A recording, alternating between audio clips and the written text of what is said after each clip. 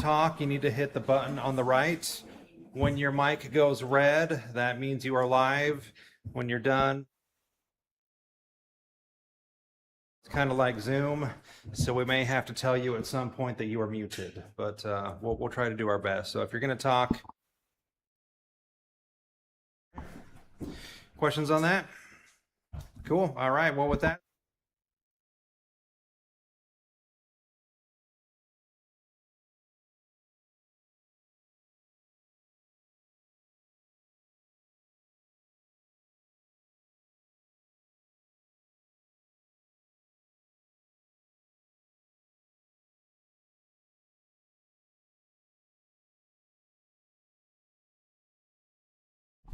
Which we love.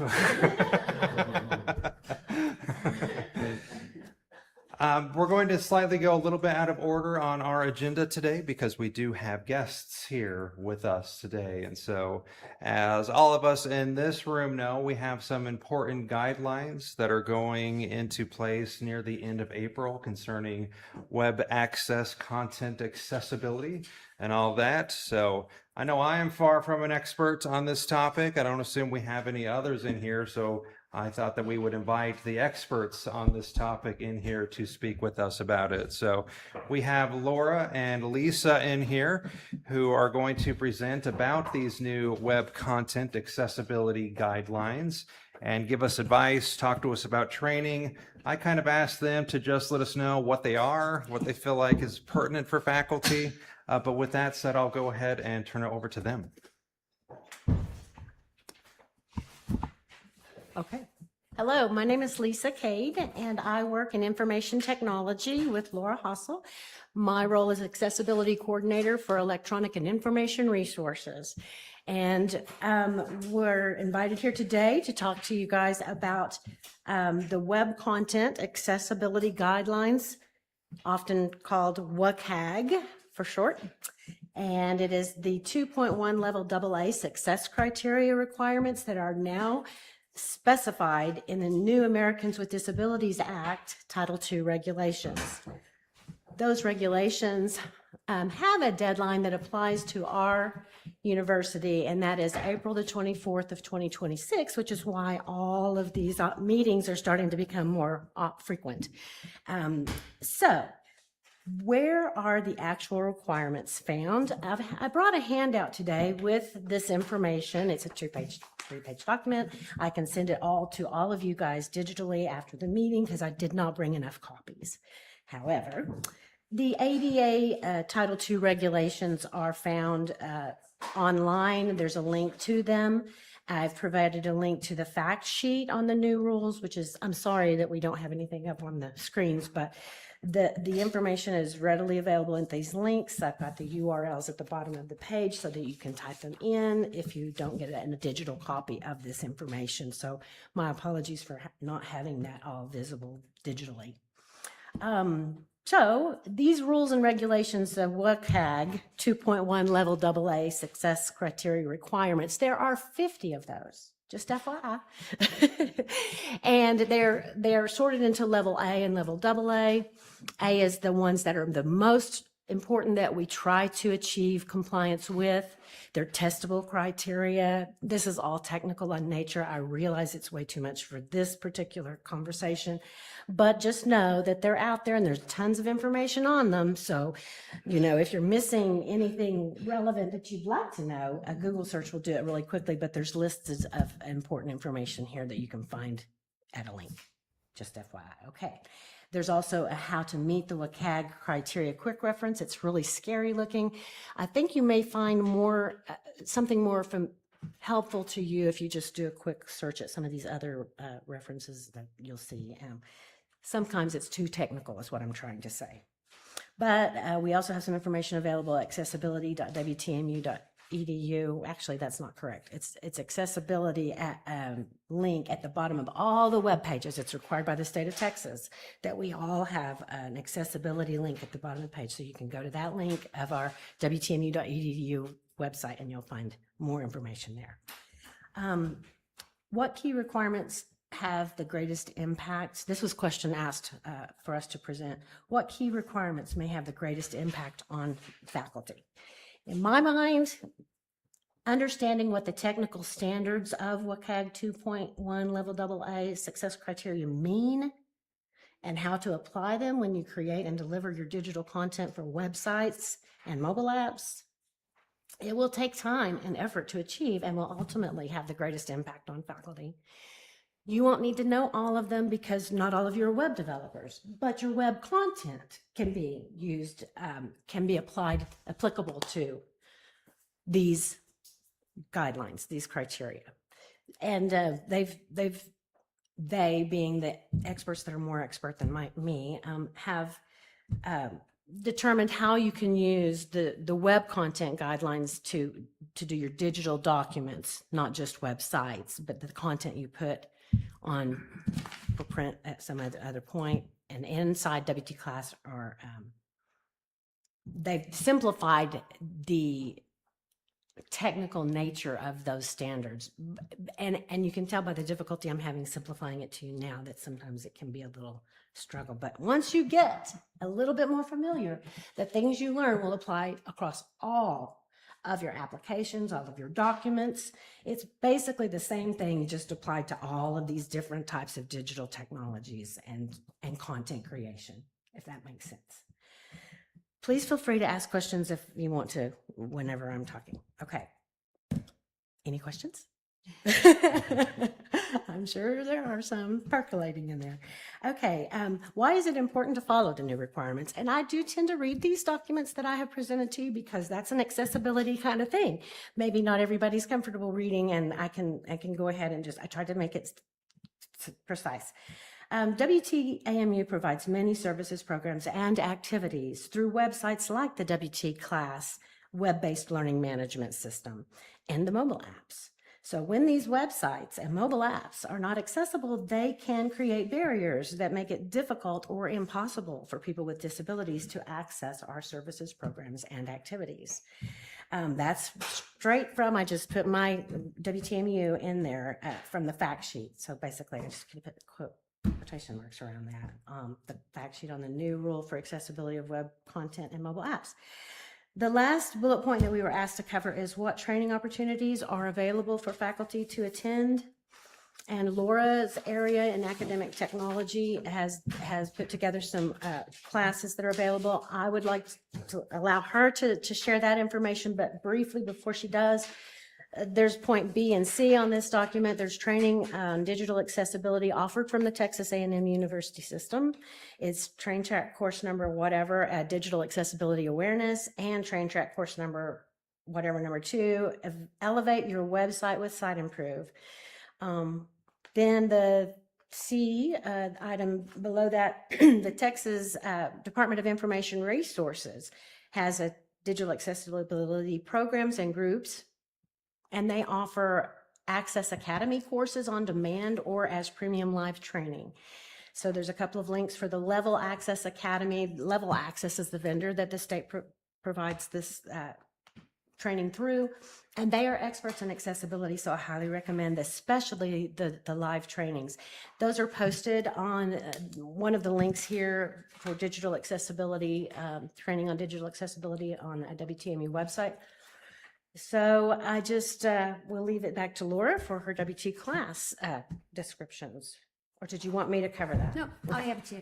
And by the way, Lisa's available because I know we're really hitting this quickly and moving on, but she's available to meet with anyone individually and talk with you about what does that mean for you? What does that mean for your department? And really go into more depth. I will say that the first train track training she mentioned, you can look that up in train track by number and not wait on it to be assigned to you. And it's a great overview of what she does. Like if you were to buy a piece of software, you have to think about, is it accessible? If you've worked with us, we say, you know, it's a third-party vendor, it's a textbook company. It's got to go through accessibility check. It's got to go through security check, right? That's part of being aware of that. It's about a 2-hour training. About 3 years ago, I worked with HR and made it mandatory for everyone in my area to get that train track training every time it comes back up, every year or 2 years, however often it is, including my students and the help desk students. So it's not a bad one. It's a really good one to give you just a basic overview, umbrella of all the different areas of accessibility that are required. Now the training, and it's not showing up there, but we have lots. We're offering lots. You guys will have access to this link. This is that registration link. You probably already have seen this when you signed up for Canvas training, when we were migrating from Blackboard to Canvas. We have a Getting Started with Ally workshop. Ally is a system that we have integrated with Canvas. And I'm here to tell you it makes finding what's not accessible way faster and easier. In the past, student accessibility services would let me know if there was a student with a accommodation need in a class. And if it's an online class, you guys may not even know we did this, but I would have to comb through it and make sure all those pages were accessible. And it was very time consuming and difficult. And Ally makes it so much easier. So faculty have access to that. You guys probably saw the little dials, right? Well, just so you know, green means good, red means bad, orange is still pretty bad. You want to shoot for one of the green tones. Go ahead. And if you're colorblind, which Yeah, is an issue, green and red's a problem. The dials, Yeah. the dials actually have a meter marker as Yeah. well, so you can look on the far left. Absolutely. So what we do, and that's what I was just telling Dr. Conway, was in that first workshop, what we've done is we've gone in and learned it, but then we reassessed it. How do we teach faculty to do this the fastest way, right? How do you remediate your course using the allied tools, but do it as quickly as you can? And that's what we try to talk about in that very first workshop is 100% hands-on. We actually put a Word document out there. We put a PowerPoint document out there. We put images out there without alt text, and you fix them while, with our help, walk through. You're not on your own. You get a chance to practice. And then you can see the dials change, as Lisa mentioned, and get better. And actually, we just learned this yesterday, and I'm happy to share this with you guys. Kirsten went to an Ally users group meeting, and one of the other schools said one of the fastest ways to change that score on your course is delete all those files that you're not publishing. Stop carrying them forward, copying them into a future semester. They're in that files area of your course. And if there's a bunch that are unpublished, those are counting against your score, and students don't even see them. Mm-hmm. So delete them. I promise you, we are not deleting your migrated courses ever. We're not being charged by Canvas for storage size. We were by Blackboard. That's why we were very conscious of only keeping a certain amount of time. But we won't delete those. So we're not taking away those documents. You'll still have access to them should you decide to use them in the future. So the fastest way right now, first, delete files that are not published in your course. And then what we do is we look at your course report, and there are some ways that you can fix things with Ally right there in the course report. Just boom, boom, boom, boom, boom, and change your score. And then we look at uploaded files. We don't look heavily at PDFs because they're a beast themselves and making them accessible. We do talk about maybe you want to change the format of what you upload just in case. But in this hour and a half, we even had someone last Friday say, "Oh, it's already been an hour." We try to make good use of your time, I promise. We try not to waste anyone's time. But the first workshop is easy ways to get started. We talk about the course report, ways you can quickly jump off, because that's what Dr. Conway was saying was, I'm learning it myself, but it's taken me a while. And I'm like, yeah, well, that's what we did in the training. We tried to figure out the fastest way and hit that low-hanging fruit first, hit those things that make an impact first, and then we'll go from there. So what we do in that first workshop is we talk about why that Lisa did, not as in depth. We go through the course report. We show you how to quickly work on things, remediate them, and how that changes the score. We have put you in, by the way, a training course. That's why you're doing it. You're not doing it in a live course. And Then we show you how to use the allied tools to remediate a Word document, remediate a PowerPoint file, and to put alternative text on graphs, charts, things like that that are images that a student with a visual impairment cannot see. So you have to describe what should they be seeing. So we walk you through that and we make it really easy. It's an hour and a half. And we try to even actually make it kind of fun. And I've actually had a couple of faculty leave a training and go, that was actually kind of fun. So yay, we met our goal. So that's part one. Part two, we've just added to this schedule and we're going to start that in late April. And that's mainly for online classes and for people using inline content. And what that means is pages in Canvas, tests, quizzes in Canvas, discussions in Canvas, announcements in Canvas, those kinds of things that are part of the Canvas infrastructure that they provide for you, and how to check those for accessibility on those items. You will be happy to know that our institutional score, and it's called what's called WYSIWYG, but it's our institutional score, by the way, if you don't know what that means. What you see is what you get. It's an acronym for that.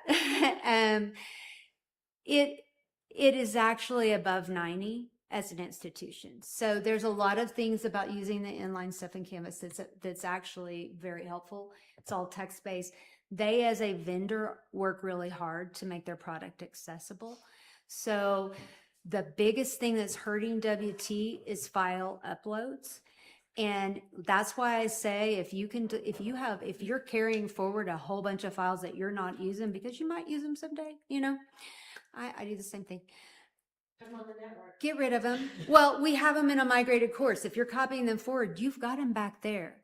Those courses aren't counting against you because students can't see them and can't get in. Only you can.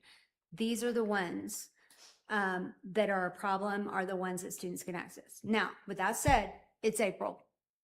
And we all know what happens next week. Enrollment opens. So how many of you guys are advising right now? All of you. So I know you're advising. I know you're teaching. I know you're grading. We're reading near the end of the semester. I know this law takes effect April 24th. Do we really think you're going to have all your courses fixed by April 24th? No. We would like for you to. Well, the reason I raised my hand is that it's very important to have a plan in place. Yes, a plan. So that you're triaging, you're prioritizing the most used content and tools. That's all I have to say. No, you're right. You're absolutely right. I'm just trying to be realistic with you. Yes. Now, here's the thing. Students can't see your content until 5 days before the semester begins. So if you don't teach again till fall, you have the whole summer to fix your courses, and they need to be fixed by the end of the summer. Does that make sense? So your faculty, because you guys go back and report to other faculty, they have some time, right?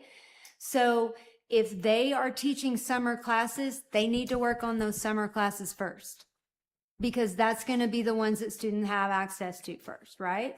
Then they have more time to work on their fall classes, and then maybe spring of 27 next, because you got to keep in mind no one has access to that content but you until 5 days before a semester begins, and then those students get access. Does that make sense? So you don't have to fix every single course in your repertoire right now. Do it like Lisa said, have a plan, do it strategically. And I would say, I know the training is voluntary, but we try to make it worth your while. We try to make it not waste your time. And we try to make it to where you can walk out the door and do what you need to do. What syllabus is one of the first things we talk about, because every course has a syllabus. This first workshop, the uploaded files, they're going to affect your face-to-face faculty that only teach face-to-face the most, and your online faculty, because the main thing that faculty who teach face-to-face use is a place for extra files, right? And they might do their tests or their assignments in there. But that's a big area that we as an institution can tackle and make a big difference in relatively quickly. So We do have this, I'm going to give you, or Lisa's going to give you, someone's going to give you the link to register. I am sending this out through the provost's office Monday to all faculty as well. But I think that's the important thing is we try to let people walk out of that first training and not feel overwhelmed. Because I don't want you guys to leave here today feeling overwhelmed, because if you feel overwhelmed, then that's going to trickle down to the faculty that you're representing. So just be aware of that. And then Lisa and I are happy to answer any questions, specific questions you guys have on this.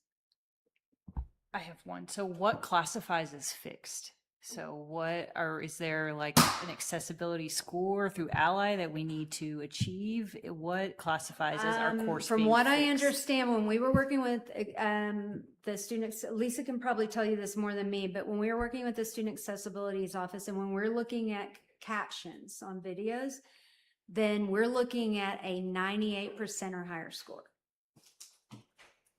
And I don't know. And, you know, gosh, that's a great question. I mean, I'm pretty sure somewhere in my mind I've gotten that figure, and I don't know where it came from, but. You're correct on that for captioning, and every score that can be attributed to how far along are you on making all the headings in your document have the proper. I'm sorry, I'm not answering this succinctly. I apologize.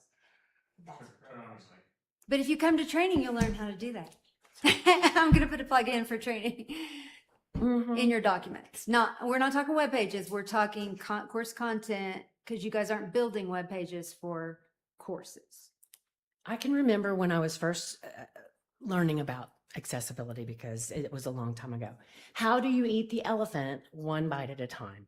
So you attack on the things that you learn first and do as much of that as you can, and then keep learning and apply everything you've learned as you get it.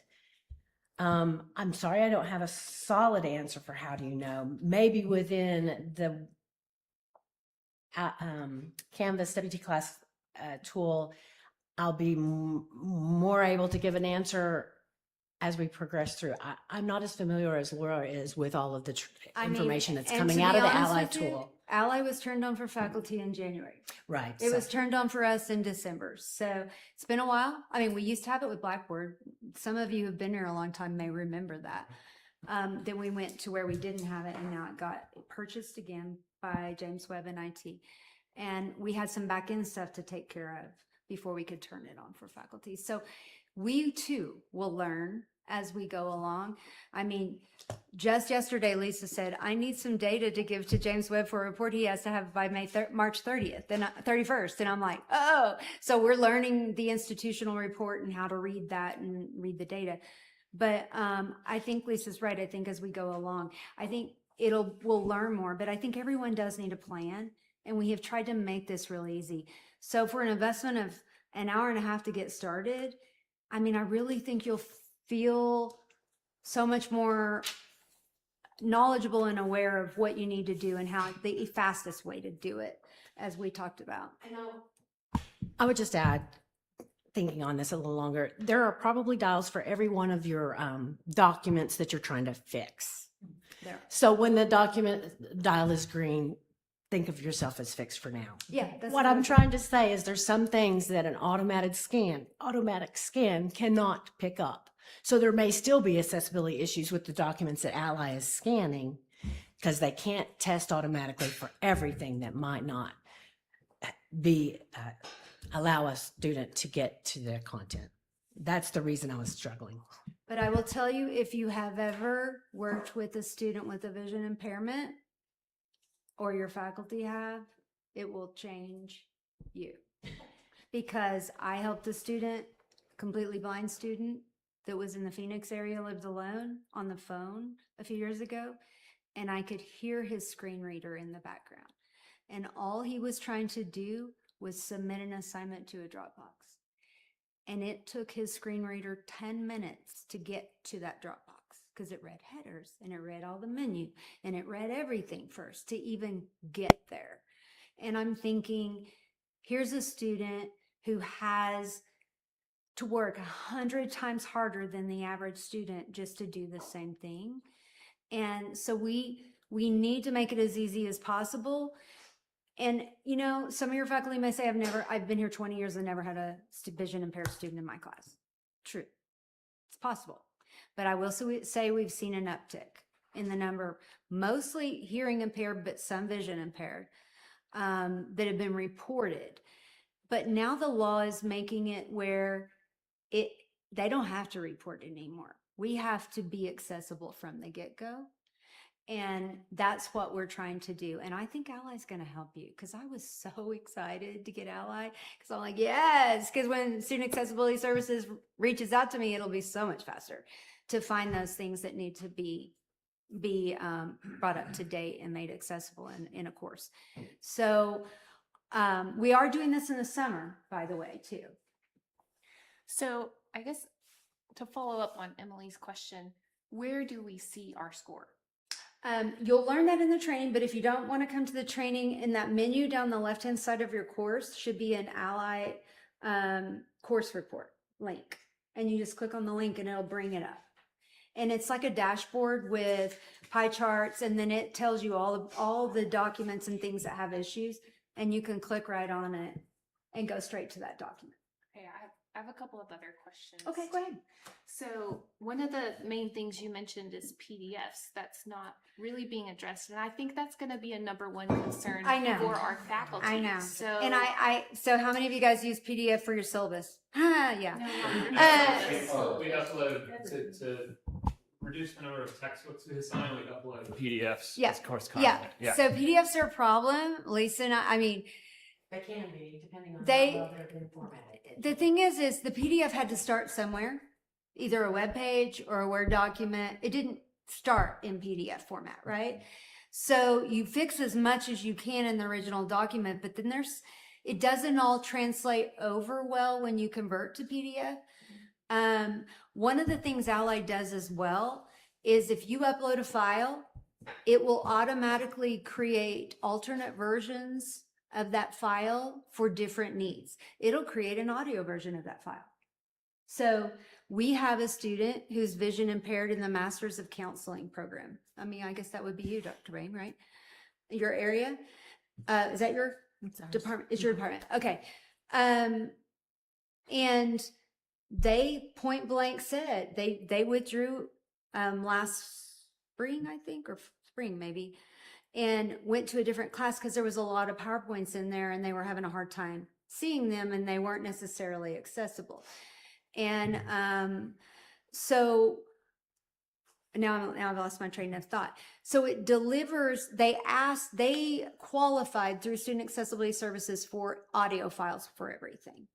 So you don't have to worry about creating an audio file. Ally will do it for you, but it does need to be accessible, the original document, to make sure audio is in the right order. There's something out of Yes. order because of formatting Right. of the original file. Right. Which is, all of this is professional behind the scenes Right. formatting that you might have learned if you took a word processing course in the 80s about how to apply styles to your document so that headings are actually formatted with styles that are programmatic as opposed to just applying bold. You don't have to know how to do that though, guys. Sorry, she had. Microsoft is a big company. They've done it for you. Use the templates. Title, bullet, bullet, bullet, right? It's going to go in the right order because the template is accessible. So when you add a slide, choose your format. Don't do, I'm going to insert a text box here and I'm going to insert an image here. Use those pre-built templates. It will already be accessible. It'll already be in the right order. So many of our students consider PDFs to be the most accessible to them currently. Yeah, I get it. And so I wonder how much we're giving up in terms of accessibility for the students who are used to operating like this and have the ability to operate like this on whatever device they're using. If they don't have Word or Excel or the original where it was created kind of program on their device, how much of that are we giving up for the students who are used to using that? And I guess my second question would be, how many faculty would then stop posting things simply to be simply to be within the Yeah, score, I get it. but then taking away accessibility for students. So on your first one, we used to promote that everyone should upload their files in PDF format just in case someone doesn't have Word or someone doesn't have something. But WT pays for Office 365 for every one of our students, and they can download it on up to 5 devices. So they can download it, all the apps, Word, PowerPoint, Excel, on a tablet, on their phone, on their computer. They can do it on up to 5 devices. They just probably don't know they can. So a lot of that will be an awareness that we need to promote with our students as well. And also, I got it on this time. Thank you. I didn't the last time. I'm so sorry. And I can tell. With regard to accessibility that you already have in place, like you said, this is an accessible PDF for the students who use it. Please don't get rid of those. Don't do that. This is about having a version that works for everybody. So if that one doesn't work for a student with a disability, just be sure you have in your back pocket the original Word document, if that makes sense. So yeah, you may have more than one version. It needs to be equal. It needs to have all the information in it. And then the extra version wants to be fully accessible with all the formatting I was just talking about. But no, don't, because that is an accessibility issue. Exactly what you said. That's not what we're trying to accomplish here. So It's optional. It's options. What do I mean by options? Everybody likes to access the information in the format that's best for them. Right. That's what we're talking about. But in terms of the syllabus, just so you know, Bridget, because Dr. Vessel brought this up in the last meeting, and we did solve the Word document problem. You can lock it. You can lock the syllabus, so a student it's read only. However, they can save that file and then they can change it after that. Just saying. I don't They- think. Yeah. So I had Kirsten test it. There is a way to lock it that way, and it does make it accessible if they editable if they save it. But there is another way to lock the content, not the file. You lock the content, Okay. and you we have to have figured the that out. We password. tested That's- that okay. because Thank she you. sent it to me, and I'm like, I can save it and edit it. So we played with that, and we did figure out the way to do that, not for PowerPoint, but for Word. So And I'm we so felt sorry, good. colleagues, to cut in on this No, very it's good. engaging and super helpful discussion. That was fantastic. So if you have more questions for Lisa and Laura, Yeah, we would definitely urge you to go to the training and ask all these great questions. And do please urge your faculty, let them know how important this is. As the famous quote says, it's the unexpected blow that lands the hardest. And we don't want this to be unexpected come the end of April. So please urge your faculty, let them know what you learned about today. And please, please, please urge them to sign up for the training. And thank you so much to Lisa and to Laura for that fantastic presentation. Sorry, it was. No, that was great and answered so many of my questions. So Thank that you was for fantastic. inviting us. Of course, thank you so much. There will be June and July trainings, just so you know, they're not out there right now, but they should be out there right now. Thank you. All right. You're welcome. All right, colleagues, we will return to the agenda with line item number 1. I will turn it over to Dr. Windler for some remarks.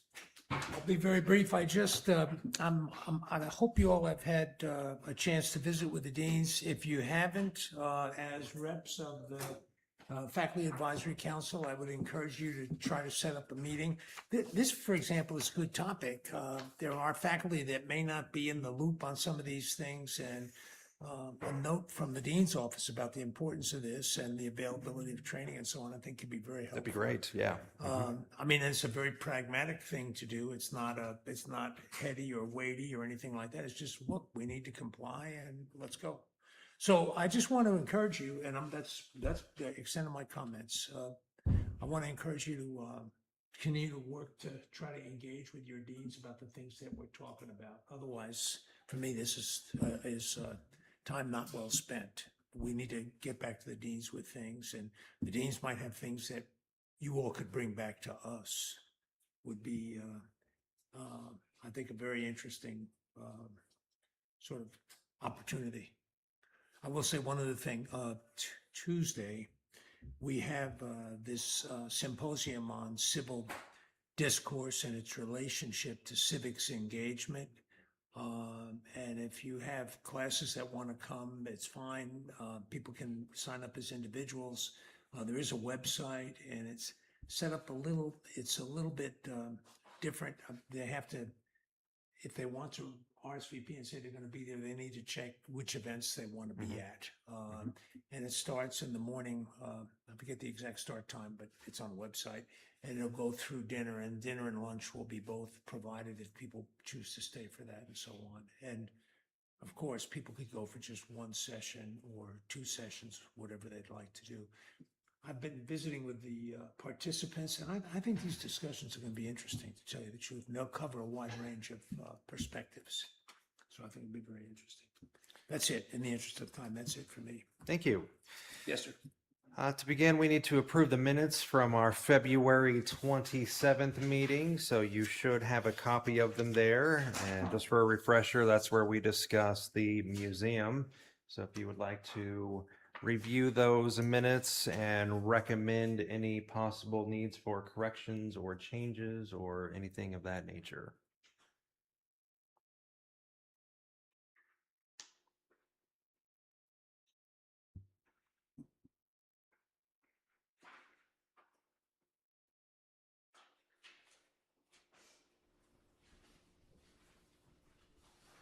Now, those are a little more lengthier than usual because of the substance of the discussion.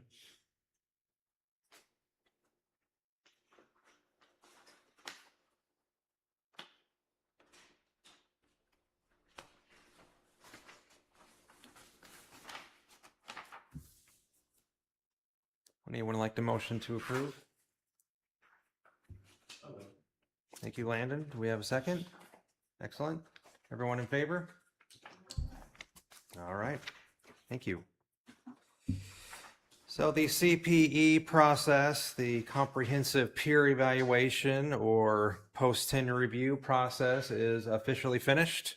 That seemed to go successful for those candidates. And so it's good to see our tenured faculty members continuing to be productive and continuing to be successful. So that is done for that year, and we will pick that up. The Faculty Advisory Council will next year when that time rolls around. But I just wanted to let you guys know that that is over and done with. We have received some information via the Faculty Insight portal. One thing is the H-1B visas, and so I have heard from a few faculty members seeking some clarification on that. One issue with this for me is I am just so naive and I don't know much about this process that it's a lot for me to sort of take in. I had hoped to have somebody come and speak to us today about that. I'm struggling to find somebody good who can come in and clarify some things for us. But I'm going to reach out to those faculty members, speak with Dr. Windler, speak with Dr. Terry, see if we can get some more information out to people and needs for clarification, and see if we can find someone who may be able to speak to faculty about that. Yes, please. Dr. Brent, can I share some of my personal experiences? Of course, yeah. Yes, as an international faculty member and immigrant, WT sponsored my H-1B visa. I received numerous support throughout the process. I greatly appreciate all the support I have received from my direct supervisors and all the staff members from WT. So to me, after WT sponsored my H-1B visa, I feel like the visa not only allowed me to work lawfully in the United States, but it also creates a sense of belonging to me. So to me, WT is more than just an employer that allows me to work here, but it's also a place that allows me to achieve my self-actualization goals. So since then, I've always been thinking that the development and the growth of WT parallels my personal development. So that's the biggest value of the H-1B visa to me. And I believe the current international faculty members who are seeking H-1B visa would feel the same. So I would greatly appreciate if WT could keep sponsoring their work visa. Wow, thank you, Dr. Chen. That was inspiring. That was amazing. Yeah, that was fantastic. Thank you for sharing that. That's very well said. Of course. We have a wonderful immigration office through the TAMU system that is very helpful. And I think Pam Young is trying to get them to come up here sometime in April. Excellent. So you might check with Pam Good. about if that has been set, because that would be a very Great. great opportunity to learn more. Yeah, perfect. Thank you. I also received something about the graduate school. A faculty member expressed a frustration slash concern about individuals who aren't tenured serving on like master's thesis as the chair of the committee. And the faculty member was very clear. I think frustration may be slightly too strong about this, but they noticed that there's a lot of people who are untenured but serving as chairs of those committees. And according to the graduate school, they shouldn't be able to do that. And so this individual was just wondering if maybe we just need to like update the policy on that and say that any tenure track faculty member or something of that nature could. So I'm going to reach out to the dean of the graduate school and probably to Rex and seek any feedback or thoughts from them on that one. Also, another faculty member reached out with some concerns about the health insurance. Again, another area that I'm just not super knowledgeable on, but this faculty member said that Blue Cross and Blue Shield, it appears as if they're not going to be reimbursing us for certain services that we might use from certain providers. And the ambiguity there in my phrase lets you know how nascent I am in this topic. I invited that faculty member to come and speak to us about it today. Unfortunately, she couldn't make it, but I'll work with her and I may reach out to all of you and we may submit, as long as you guys all agree, some kind of a letter to HR here at WT asking them to go to Blue Cross and Blue Shield and kind of advocate on our behalf. So I will be in contact about that one. With that said, those are all of my preliminary remarks. I will turn it over to Dr. Brooks from the Merit Subcommittee to discuss with you what we have been working on and what questions we have. Hi, sorry I was late. I actually went to the Geneva Schaefer building first, but we'll be back in here moving forward, I assume. Yeah, okay. So our last meeting, I distributed our draft proposal and survey results of department heads. Our ask was for y'all to take that information, go to your deans, go to your colleagues, ask them what they thought about it. So hopefully you've done that and have some stuff to bring to the table today. Also, the Dean's Council discussed the draft proposal, and we took the minutes, the remarks they made, and basically turned them into a document containing questions for y'all, which I sent out earlier this week. So really, I think on the Merit Committee, we really want to hear y'all's feedback today, both on those specific questions we asked in the document, but also anything else you've been hearing from your deans and your colleagues. So, Yeah. And I could remind you of the specific questions if that would be helpful, or you can just lead with whatever you'd like. well, Dr. Brooks, before so instead of specific questions, I just have a more general question. So, what do you think? What will the next step be? Do you plan to update the proposal to send it back to the Dean's Council, or so? What do you plan to do next? Well, it kind of depends on what is said today, I think. We want to know, I mean, this is the faculty's voice. So I want to know what faculty think in terms of what we end up proposing. You know, the specific questions were, okay, so they brought up, the Dean's Council brought up issues. They felt like the way we'd framed the allocation process, we may have served to kind of disincentivize high productivity. So one of the questions was like, you know, do you all agree with that? And if so, you know, would different proportions or ranges help alleviate that concern?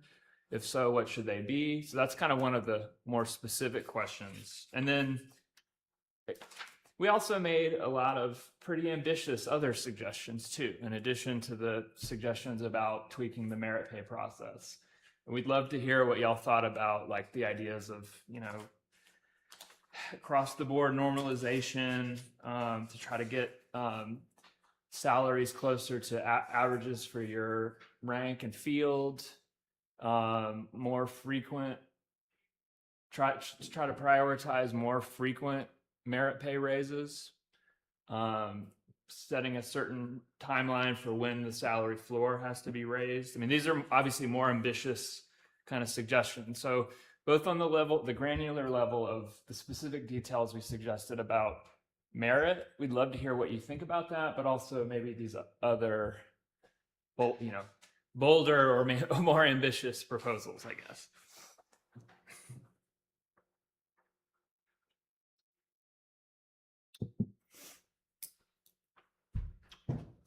Man, it's like I'm in the classroom again.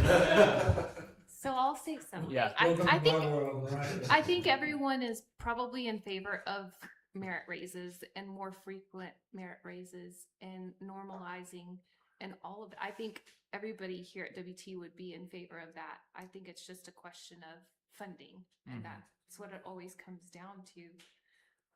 In terms of the more granular, one suggestion that I heard, I thought that was good, is instead of 50%, it doesn't have to be 50%. In some instances, in some departments, it might be 25%. It could be 90%, and so the percentage to arbitrarily set that for everybody across the board may not make all that much sense. We actually agree with that, and that one of the things we proposed is having department heads, instead of it exactly what you're saying, instead of it being like set in stone, having department heads who are very positioned to know for them to create the range. We had suggested maybe the range, and okay, so just as a reminder, just so we're all on the same page, we had proposed that in any given year in which there is money for merit pay,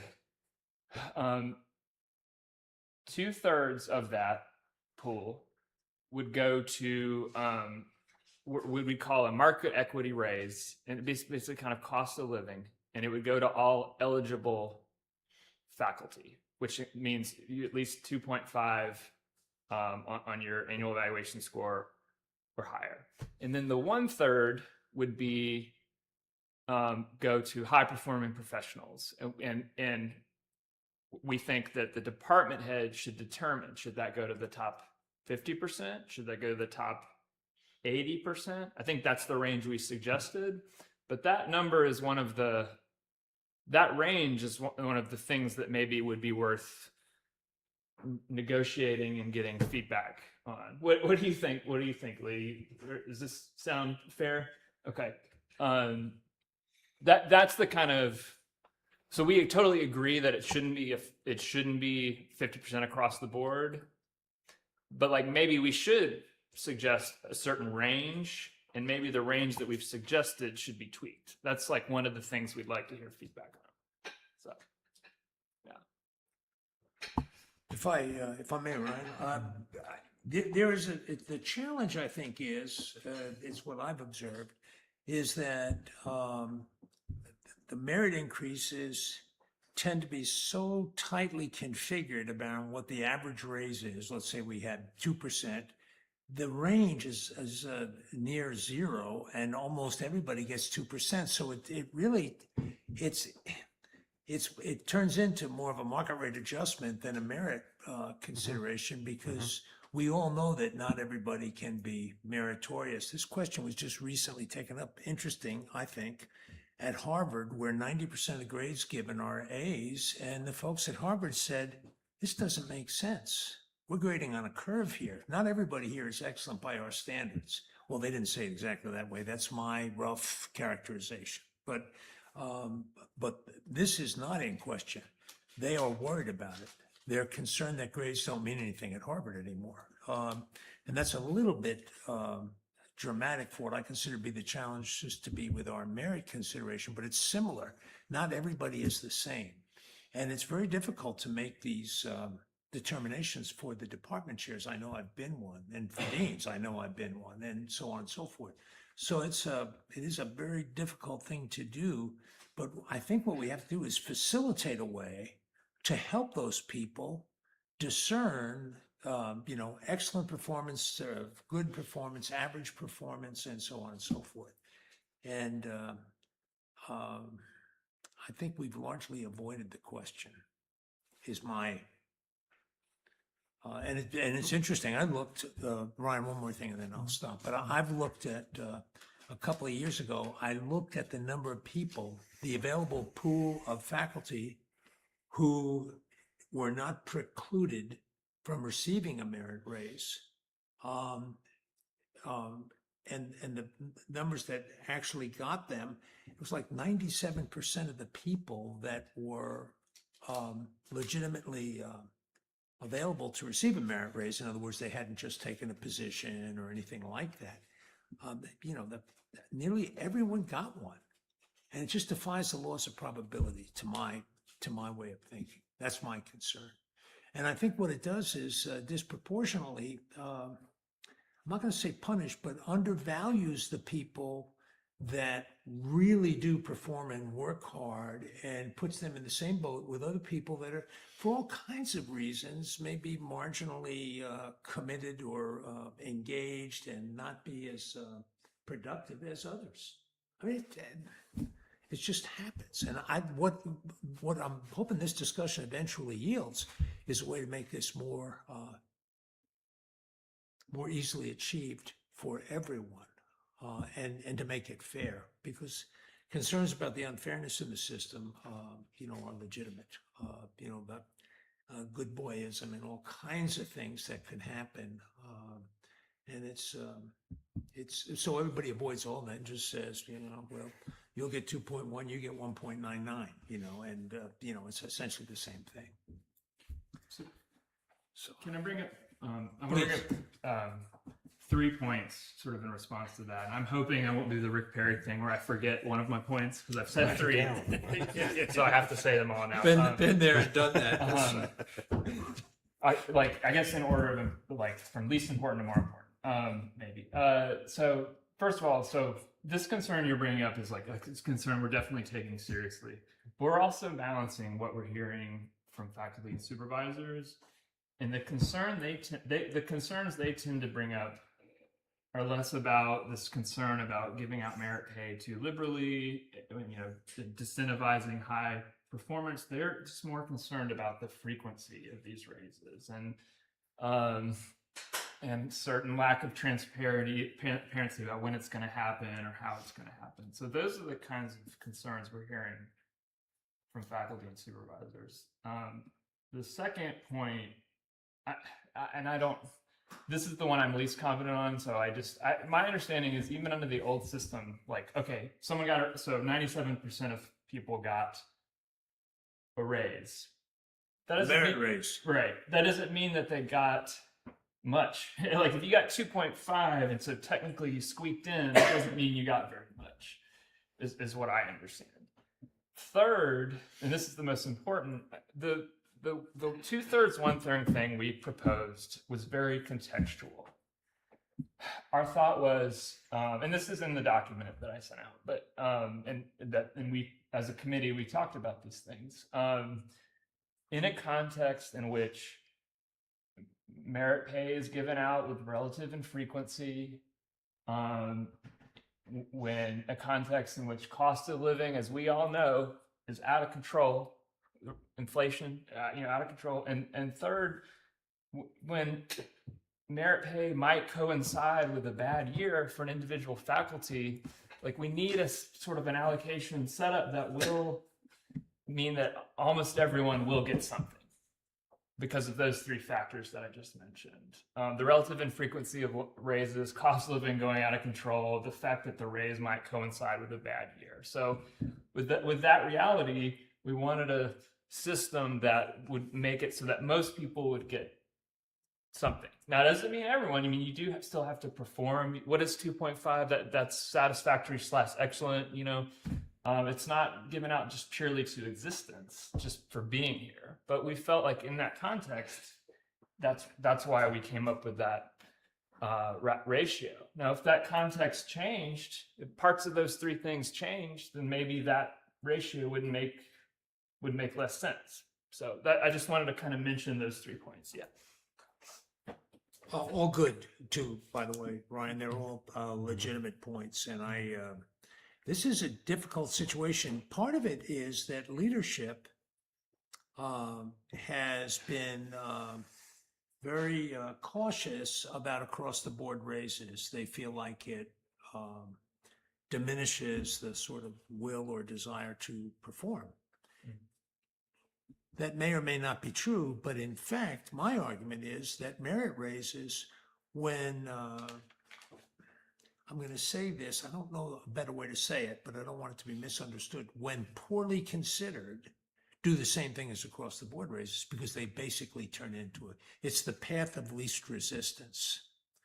And I think we need to find a way to, in a sense, grow beyond that. And this is not a new challenge. I've been seeing this for 50 years. I mean, it's not a new challenge. It's an old challenge. But I say we're practically minded at WT. I think we're thoughtful and hardworking and insightful and willing to be entrepreneurial and so on and so forth.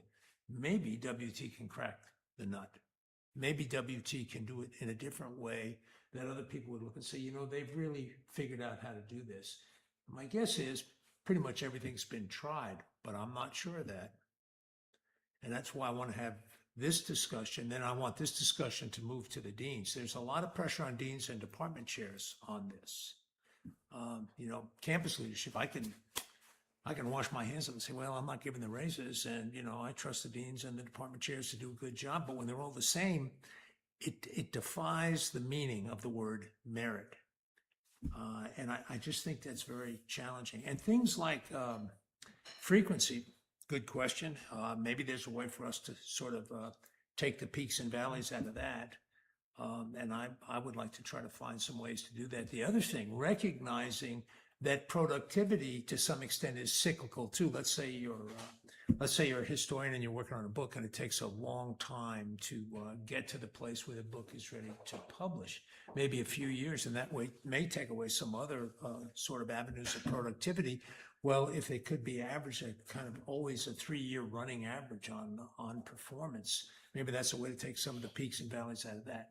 I just think there's ways to do this if we really, in a sense, look at it. I don't want to say any more because I feel like people essentially know where I am, but I do take seriously the input is what I want to say, and I'm willing to look very carefully at all that. But I would like us to not fall into the trap where 90% of the folks get A's. I read that the other day and I thought, Harvard's seen the light finally, and they've been guilty of this for a long time. I've been writing about grade inflation for 10 years, and 10 years ago, they were 80% A's, and that defies all logic in my mind. I don't care how good the students are. Anyway, thank you. Thank you, Ryan. Dr. Windler? Oh, you're fine. No worries.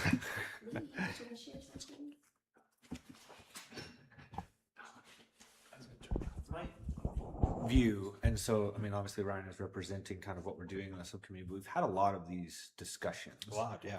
And so, you know, I mean, I think one of the things that I had said, and of course I get to say a lot of things about this because I'm on the subcommittee, but is we also want to allow this to be something that's kind of evolving as we go, and have some discussion and some back and forth about what those are. In my view, there's kind of somewhere between we give 100% of people all raises and none of it's merit, and all the way over to we only give a very, very small fraction and it's all based on merit.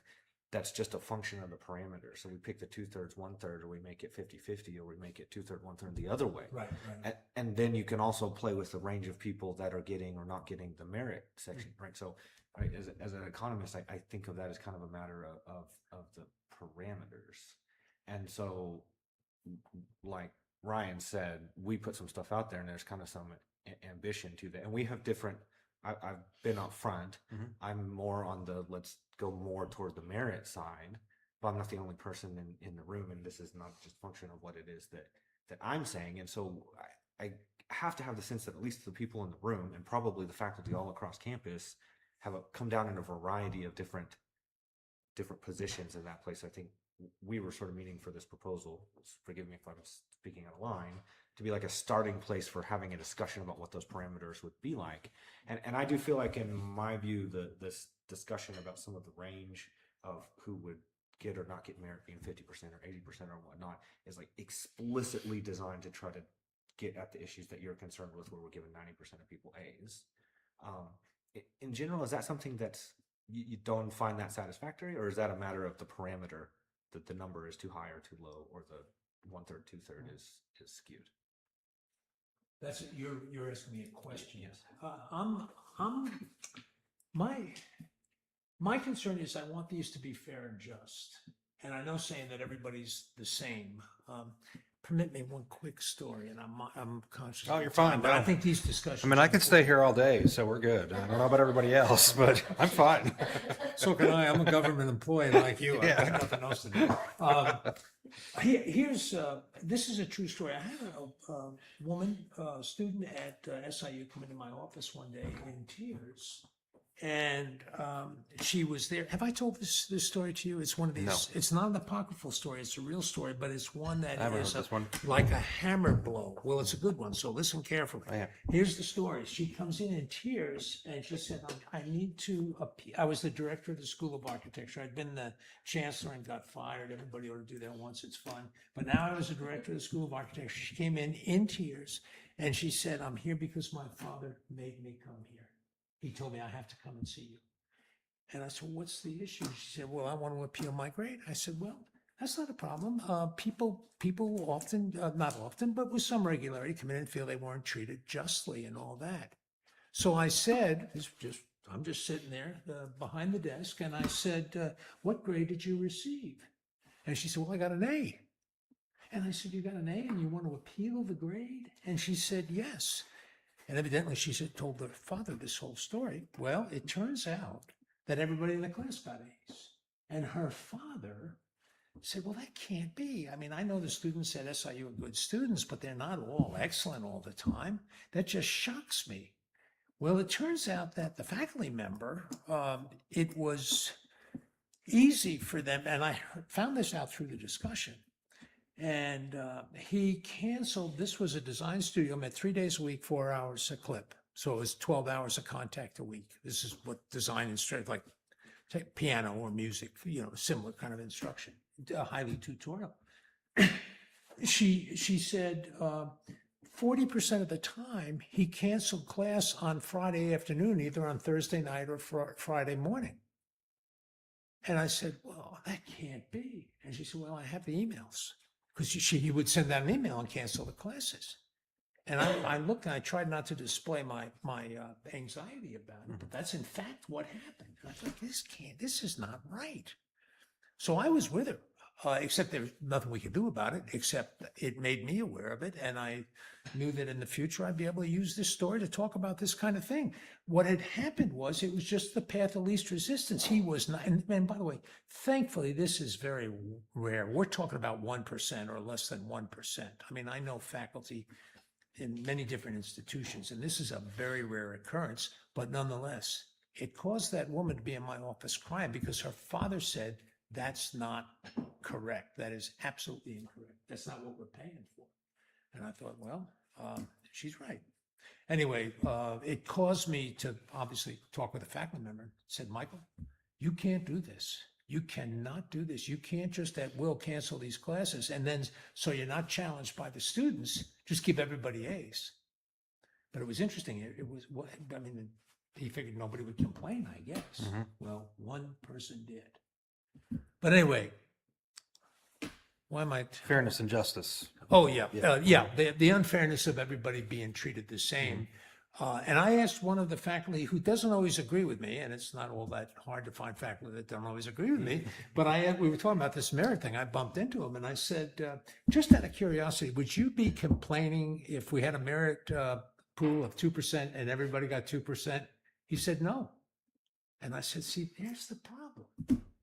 We're not all equal. We are at some level. We're all equal, hopefully equal opportunity to perform, and we have the support that we need and so on and so forth. But beyond that, we perform differentially. And part of our job, if we're given merit raises, if they're across the board raises, that's fine. But if they're merit raises, let's treat the language seriously and say that merit has a particular meaning. Meritorious has a particular meaning. And if we changed it to across the board raises, I'll be fine. I just don't want to be disingenuous with people about what we're doing. And I'm going to stop, Ryan. I'm going to stop. And Lee, I'm going to stop. But I will say this, I think the idea of presenting these as discussion points and then the whys and so on is a really powerful place to start. And I'd like to engage the deans and chairs and so on with these same, to see what ideas they might have. Faculty have their ideas, and I get them. The faculty, they want to feel that the processes are fair and that there are a lot of pressing issues with the cost of living and so on and what they're doing. I get it. So I think having a discussion about this, even if it takes a while, if we can crack the nut, we will have made very good progress about defining excellence. And we have to be about that. We have to be about it. Not my definition, but our definition. Thank you, colleagues. It's very complex. I know that I definitely very much appreciate the subcommittee's work on it. Our colleagues are working very hard on it. We appreciate the dean's feedback as well. I feel like the deans felt like that their feedback was a bit harsh to us, and no doubt I felt like to an extent it was, but it's complex. We appreciate the feedback. Nobody's ego was bruised. Nobody's feelings are hurt.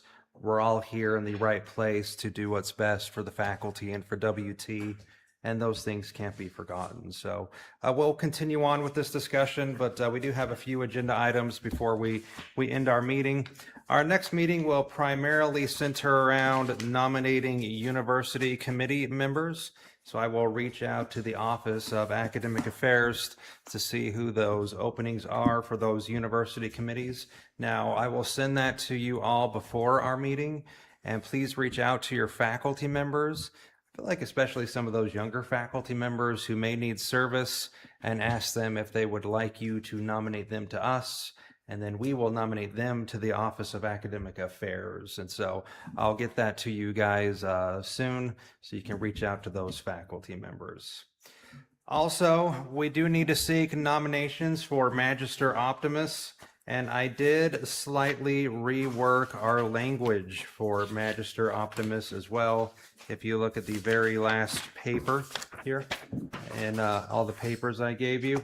Now, the really and only change that I made and that I want to run across all of you, and then if you guys like it, I'll run it by Dr. Windler and the Office of Academic Affairs, is right here on the second bullet point. The nominee must be actively teaching at the time of the nomination and must not be a current administrator, defined for the purposes of this award as a department head or higher. So that last part is the new portion. So we have had what some have expressed as an issue in the past of primarily administrators winning the award. And so do we want to see if the Office of Academic Affairs and Dr. Windler's office would like to restrict this just to teaching faculty members and not administrators? Does anyone have any strong feelings on this? My personal opinion, I think that that's probably a good thing. I feel like administrators probably get enough attention and accolades around here, and I would like to just restrict it to faculty members. But again, it's not just my decision, it's all of ours. And it's not even our decision either. It's the Office of Academic Affairs and Dr. Windler. So This is a teaching award? yes, primarily? Magister Optimus, yes. Seems like it should be teaching, focused primarily on teachers. I agree with that I a lot. might be missing something, but yeah. No, it you're not seems- missing anything. By the way, just so it's not an either or situation, what I would say is that it must be somebody that is currently in a full-time teaching position. They do have to be full-time, yeah. Mhm. No, but teaching position, rather than identify administrator, just full-time teaching position. Mhm. And that would even include research work and so on and so forth. But it's not management, it's Yeah. teaching. Yeah. So it's not seen as anti-administrator. Well, we're it's definitely seen not as pro. anti-administrator. No, Yeah. I know that. Yeah. Oh, we're all here. We're going to Of talk course. about a free lunch in a minute, aren't we? We are, yeah. Let's keep ourselves straight on all this. But the bottom line is, I think it's somebody that has a full-time commitment to teaching and or scholarship, I think would be the appropriate way to say it. And that would, for example, I wouldn't be, Is there anybody besides me that has an administrative? Dr. Conway. Oh, yeah, Dr. Conway. We would not, in this group, we would not, well, of course, in this group, according to, Yeah. no one of us. Of would be. course, yeah. We get your point, yeah. Dr. Yeah. Conway, as an administrator, I'd like to seek your opinion on this. Do you have any strong opinions on it? I agree that it should be a teaching Okay. position that Mhm. is nominated for the Magister Optimus. Okay, all right. All right, thanks, Y. We'll forward this on then as is, but the important part about this really is we need to seek nominations for this award. So please reach out to your faculty and see if they would like to nominate someone. Have someone write up a one-page letter. They can send it to you or they can send it to me. And then at the next meeting, a group of us will vote on this. We will forward that name on to the Office of Academic Affairs. Again, we don't decide the individual, so we have to forward it on to somebody else, but we will nominate that final candidate. So yes, please. I just want to clarify, because I think the last time we selected a Magister Optimus, so it's a one-page letter Yes. from one of us, but there can be as many supporting letters as warranted. Yeah, there's nothing precluding supporting letters, and how this all works, it's actually relatively informal. I did look in the faculty handbook. There's like nothing formal about Magister Optimus in there. So what we have is what was on Senate's website, which I changed to Faculty Advisory Council and slightly altered. It does seem like just my experience on the previous Senate, the supporting letters tended to be something that we didn't see too often, but yeah, there's nothing precluding supporting letters or anything. All we need is one letter nominating that individual, and if other supporting letters want to be submitted along with it, there's nothing wrong with that. Mhm. Okay, or no limit. No limit. Yeah. Yep. Yeah. Did you have a question? I was just wondering, so if we did land on, so in nursing, our department head teaches full load. Mm-hmm. So will that save her or that from the I wording think that Dr. Windler said? I think the languages we have written, I think that, and as we're kind of been discussing it, I think she would not be eligible as, Okay. as an administrator. Okay. Mhm. She does teach full-time. I always did when I was a director, not so much when I was a department head, we called them heads at A&M, but when I was a director at SIU, this is after having been chancellor and so on, I taught a full-time load. I don't know why. I guess it was because the job it just felt like I could do it with relative ease, and I wanted to teach, so I taught all the time. I taught more than some of the faculty that were full-time faculty. A concern that I think some people have with the administrators that's been expressed to me is some feel as if in the past it's been kind of used to prop up your administrator in hopes of receiving something in return. Now, I'm not saying that's happened. I have no idea, but I know that concern has been expressed. Yeah. Yeah. Well, I personally have seen one where that was a person that was largely committed to administration. And my thought was, I really think this is for teaching faculty and scholars. And an administrator can be an administrator, teaching faculty, and a scholar, but this is a little different than that in my mind. So let your faculty members know, and all of you as well. You can nominate people as well. So we will do that at the next meeting. So hopefully once you get letters, you can send them on to me and people can send them directly to me, and then I'll eventually distribute them to all of us. Okay. And I'm also going to email all the faculty about it as well. So lastly, on our agenda item, if I can find my agenda, there we go. I found it. Thank you. Previously, Faculty Senate has met with Dr. Windler for a lunch, kind of a thank you lunch to the senators for serving for the entire year. Dr. Windler has agreed to continue on that tradition with the Faculty Advisory Council. So we'll work with him and his office and getting that on the books, and we'll get you guys all plenty of notice, and we'll meet with Dr. Windler. We'll have more of an informal lunch where we can get to know each other a little bit better and to speak to Dr. Windler in a little more informal way. Anything new from anyone? We are slightly over on time, but All right, well, we will go ahead and end the meeting. Thank you so much, faculty, for your time here on a busy Friday towards the end of the semester. We appreciate all of you and what you do and shared governance, and we will meet again. Yeah, just a second. I'm going to talk to you in just a minute.